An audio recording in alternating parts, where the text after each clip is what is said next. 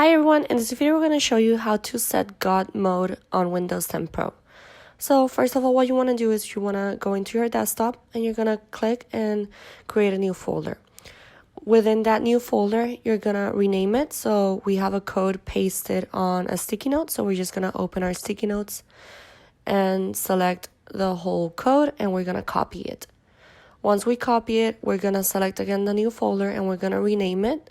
And we're going to paste in that code that we got from our sticky notes. And you're going to see that the folder icon now changed to a control panel icon.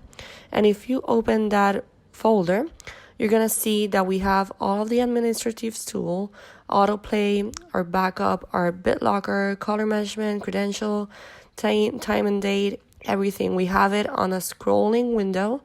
So you have all of the options that you would get from a regular control panel or administrative section of your computer into one folder for easy access. And if you keep scrolling down, you can access your power option and change them right there. You don't have to go into your control panel or your administrative tools and keep going through there just to get to that point. Everything's in one place very neatly on your desktop.